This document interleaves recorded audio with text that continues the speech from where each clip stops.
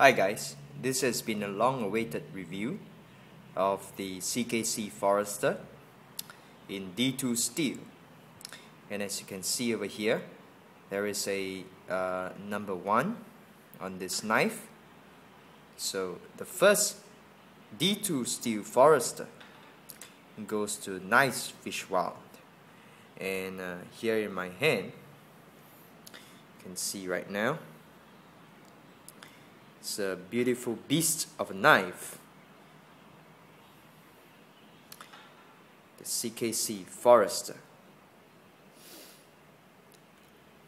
And over here you see the lanyard in use, and I highly recommend this knife to be used with a lanyard like so. There is another lanyard hole at the pommel area of the handle, but for me, I much prefer to use the lanyard hole at the start of the handle, as you can see. In this way of securing the lanyard, I feel great security, and I feel that I can fight a bear, with this lanyard in place. When I release my grip, as you can see, the knife hangs. So it is very secure. I feel the knife being very secure in my hands in this way. And if ever I need to fight, hypothetically, and fight any wild beast, or do any heavy chopping, or any kind of chopping, I will have this lanyard on, because it offers a great sense of security. So a very good design by Kylie to put this lanyard hole. It tremendously improves the performance of this large knife. The handle for mine, as you can see, is wood handle, quilla wood, and it has pins, I believe 3 aluminum pins, and it's full tang. So it's a very strong knife, very strong construction, and the wood handles are contoured, as you can see. They are pretty lean as well, because my hands are smaller than most.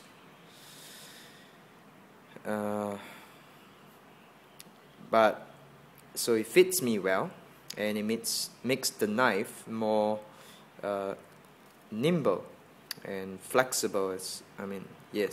So it's a more nimble knife this way. But this handle will suit all hand sizes very well, because there is a belly in the handle, as you can see, as my index finger is tapping. So in the usual hold, the palm would go this way, okay, and the belly prevents the blade from sliding out, and also gives tremendous power, to the grip. And so the handle is ergonomical and very effective, prevents sliding out, gives very good purchase, and yet nimble. And I love the look of the wood. And for my case, it is glued as well, because Kylie knows that I have my saltwater fishing needs, and so it's an extra work, some extra cost involved as well, but it's good for me. And as you can see, there is a choil over here where my index finger is, and this is for choking up to do detailed work. And the balance of the knife when held this way is forward heavy, good for chopping. Okay, I'm filming with my iPhone, so I'm sorry if often the whole knife is not in full view. So like that, it is forward heavy, okay. But when I choke up, the knife feels much lighter, because the balance is at the choil area over here. So for lighter, more detailed work with a well-balanced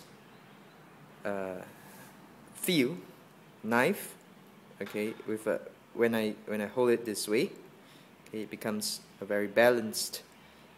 The weight distribution rather becomes balanced, and the knife becomes lighter, and it's a faster, more nimble knife. Okay, so it's very good. Shift in the weight distribution for different purposes with the knife.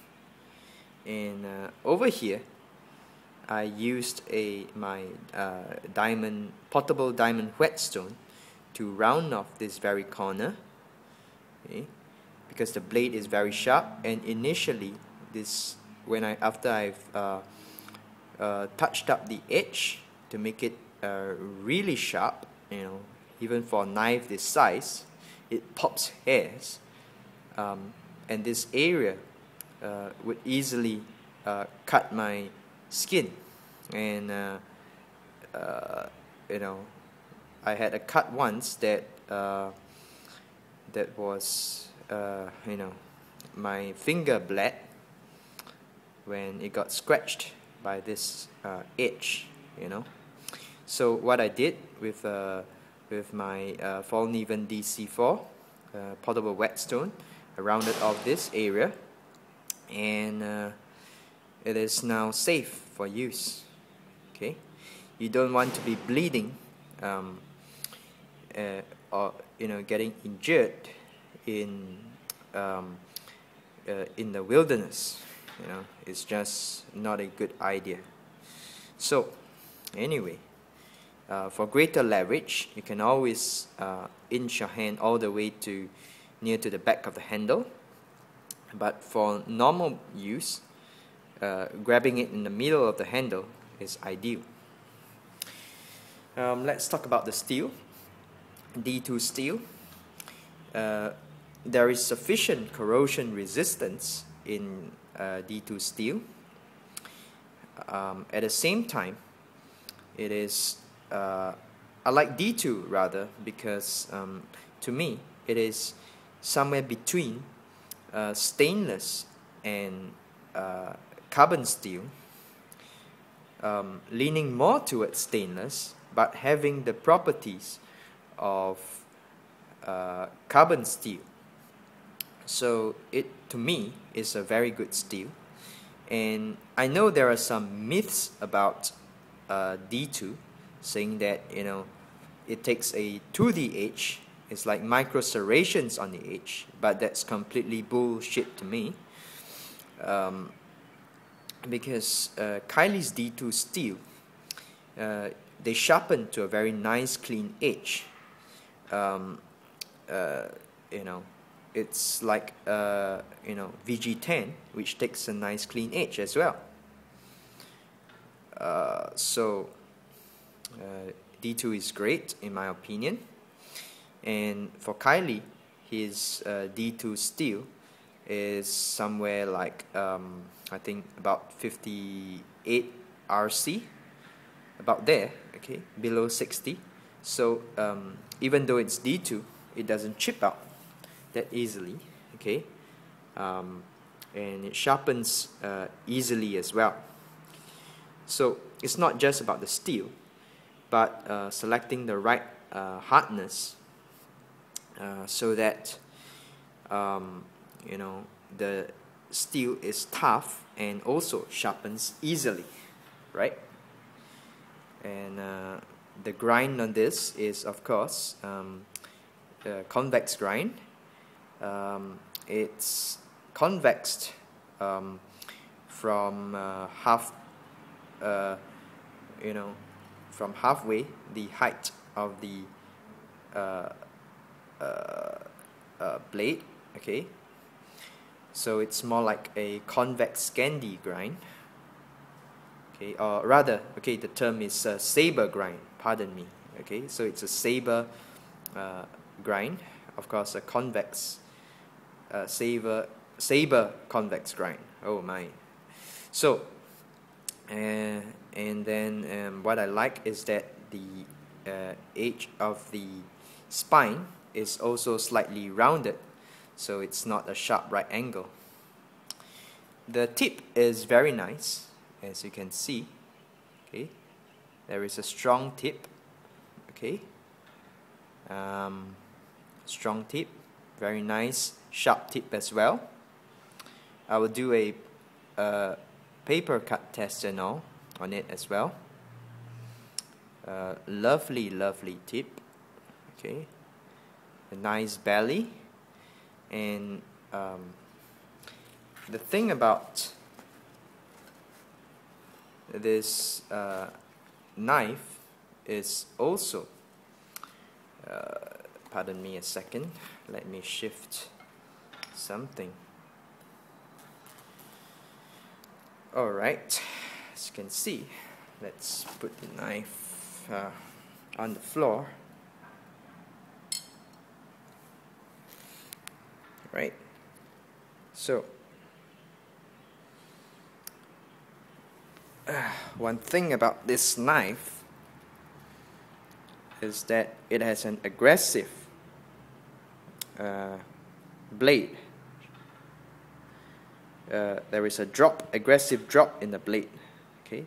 This is the straight of the handle, and as you can see, the cutting edge drops down over here, so it's very aggressive, it's very good.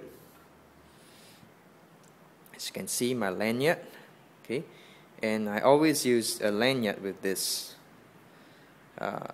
fastener, okay. It allows you to adjust the loop and tighten the loop. It's very important. Of course, this is 550 paracord, very good, comfortable, thick, right? Beautiful knife.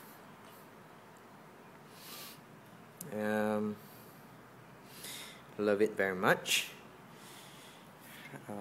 Later on, when I get to the table, I will do a cut test with paper to show you the kind of edge that it has on, the sharpness of it, okay.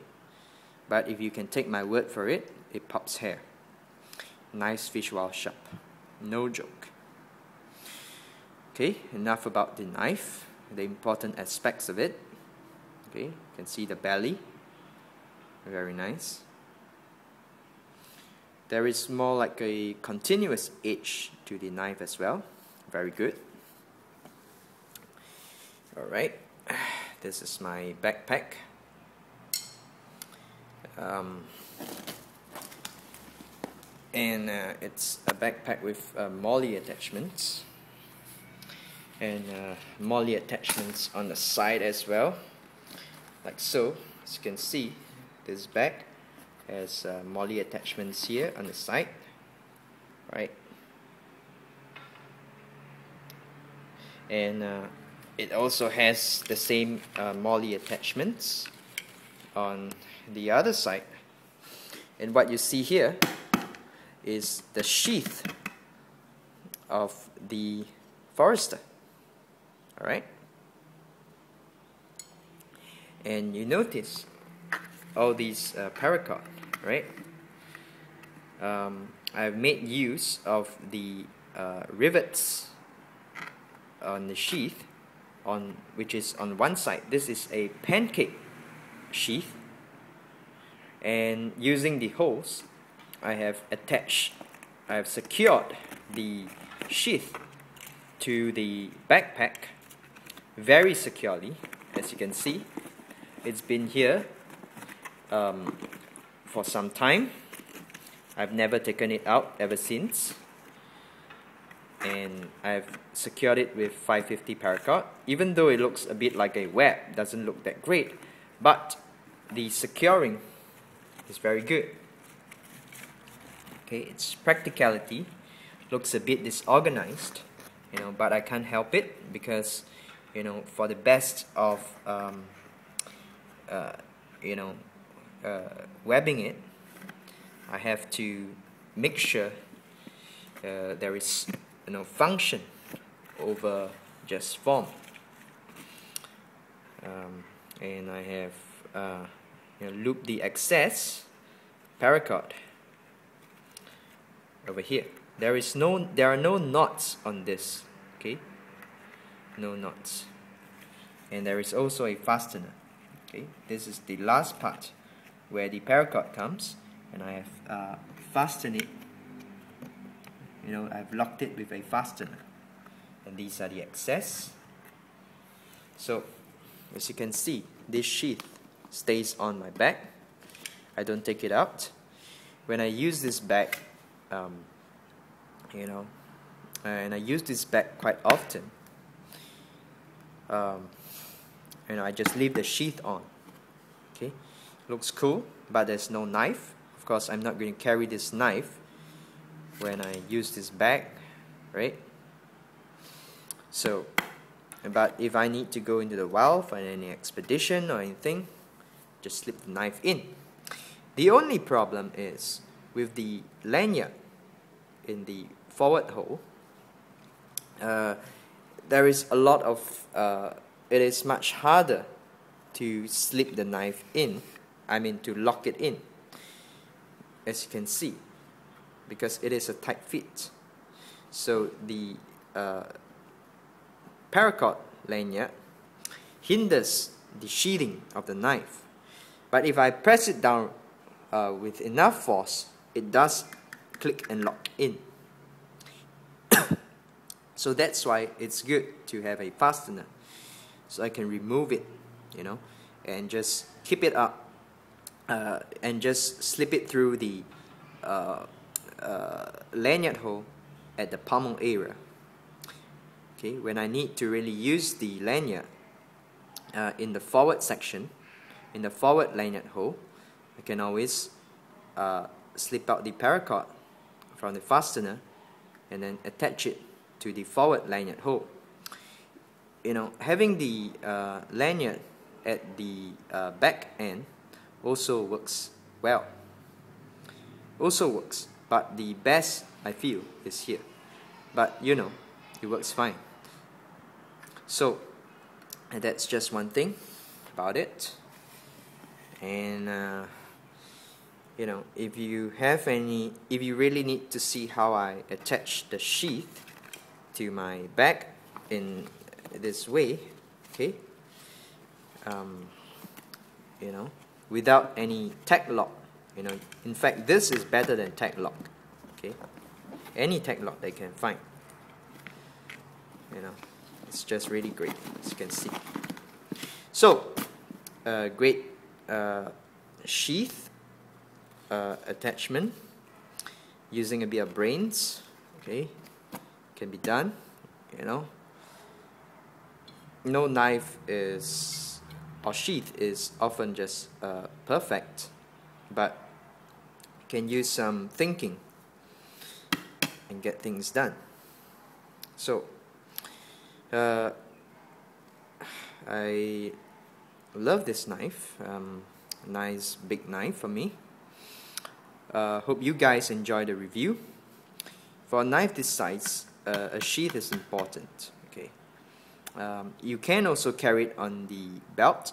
You know, just put a belt loop and attach it with Chicago screws. You know, rivets or whatever.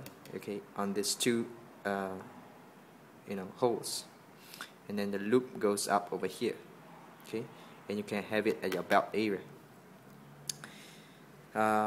Okay, so let me think. I think that's about it for this review, the important aspects, and I will you know, add the maybe some cut tests soon. Okay, so thank you guys for watching. This is knivesfishwild. Hope you enjoy this knife video.